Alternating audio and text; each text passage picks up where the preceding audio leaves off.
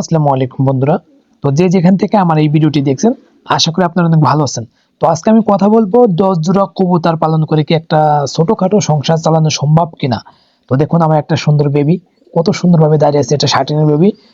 তো পুরো ভিডিওটি রিলেটেড হবে, স্কিপ না করে মনোযোগ সহকারে দেখবেন। হ্যাঁ, আসলে 10 জোড়া কবুতর পালন করে একটা ছোটখাটো সংসার চালানো আপনার বাজার খরচ এটা আলহামদুলিল্লাহ ভালো মতোই হয়।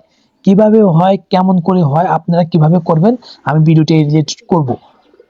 প্রথম কথা, আপনি যে কবুতরগুলো নেবেন, বিশেষ করে যে কবুতরগুলো বাজারে পাওয়া যায় না, রেয়ার কালেকশন এবং ফেন্সি কবুতরগুলো, যেমন রেসার থাকতে পারে, আপনার টেডি থাকতে পারে, আপনার কামাগা থাকতে পারে, সাকি টেডি থাকতে পারে, হাইবিলার যে কবুতর আছে, এই কবুতরের যেগুলো আপনার প্রাইস আছে, র্যাঙ্কিং আছে, মানে যেগুলো কবুতর আপনার ওড়ার দিক থেকে অনেক পারফেক্ট এবং যে কবুতরের নরমাদির ব্লাডগুলো অনেক ভালো, বেলজিয়াম ব্লাড লাইনের, এবং এসব কবুতর যদি আপনি পালন করতে পারেন, আপনার কবুতরের ভালো একটা গ্রোথ আসে, কবুতরের ভালো গেট আপ আসে, ইনশাল্লাহ আমি মনে করি যে কবুতরগুলো আপনি যে কোনো জায়গায় আপনার 1,000 টাকা জোড়া আরামসে বিক্রি করতে পারবেন।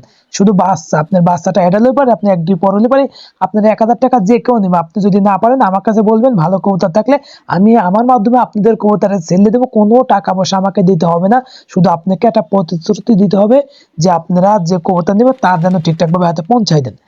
তো আপনারা যদি 10 জোড়া কবুতর থাকে, আপনার প্রতি মাসে ভালো ফেন্সি কবুতর, যেগুলো আপনার, আমি বললাম যে রেসার কবুতর কিন্তু আপনার গোল্লা কবুতরের মতোই বাচ্চাগুলো এরকম দেয়, আপনার শার্টিনেও মোটামুটি গোল্লা কবুতরের মতোই বাচ্চা দেয়, এবং টেডি কবুতর, কামাগার কবুতর আপনারা যারা এগুলো পালন করেন তারাও কিন্তু এরকমই বাচ্চা দেয়। যদি এগুলো কবুতরের বাচ্চা হয়, সর্বনিম্ন ভালো কোয়ালিটির বাচ্চা হলে পরে আপনার 2,000-2,500 টাকা দেয়, এবং নিউ অ্যাডাল্ট যেগুলো বাচ্চা আপনার 1 থেকে 1.5 মাস আপনি পালন করে জানেন, খুঁটে খাওয়া শিখবে, সেই বাচ্চাগুলো আপনার 1,000-1,500 টাকা সবাই দেয়। তো এই জাতের কবুতর আপনার 10 জোড়া কবুতর থাকলে আপনি প্রতি মাসে অন্তত 5 থেকে 6 জোড়া বাচ্চা ইনশাল্লাহ পাবেনই। আমি এইভাবেই আমার কবুতর ফার্মটা গ্রোথ করতেছি। আমার কবুতরের ফার্মে একটা কথা বলি, অনেকে আমাকে প্রশ্ন করেন যে ভাই আপনার খামারে কি আপনার কবুতরে কোনো মশায় কামড় দেয় কিনা। ভাই আমার খামারেও কিন্তু মশায় কামড় দেয়, কিন্তু আমি কি করি দেখেন, এই খাঁচা যেগুলা প্রত্যেকটি কবুতরের বাচ্চা আছে, আর যেগুলো এই নিচে খোপে, আমি কবুতরের নিচের খোপে আপনার ডিমগুলো আপনার করি, আপনার তা দিই, আর যখন বাচ্চা ফুটবে ঠিক ওই ডিমগুলো আমি ওই খাঁচায় নিয়ে রাখি। বাচ্চা ফুটলে ওখানে কবুতর খাওয়াটাই ওখানে রাখে, কারণ বাচ্চা আসলে বাচ্চাগুলো ঘর পরিষ্কার পরিচ্ছন্ন যদি না রাখেন, তাহলে কিন্তু আপনার বাচ্চা মশা কামড় দেবে। আর একটা বাচ্চা যদি মশা কামড় দেয়, অতিরিক্ত মশা থাকলে সেই ঘরে আপনার বাচ্চা টেকানো অনেক টাফ, অনেক। আপনি যতই ওষুধ দেন না কেন, আপনার কবুতরের পক্স উঠলে পারে বাচ্চার আসলে খুবই টিকানো খুব টাফ হয়ে যায়।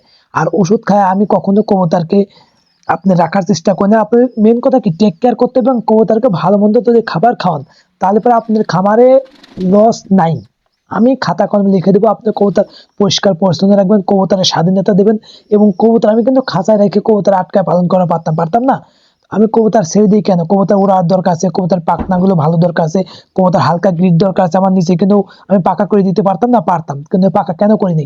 নিচে কবুতর হালকা গ্রিড খাবে, কবুতরের চঞ্চলতা দরকার আছে, একটু উর্বর থাকতে হবে, এবং কবুতরের যাতে বাসাওটা চিনতে পারে। আমি দূরে ছাড়িনি কি জন্য, যে আশপাশে অনেক বিষ থাকে।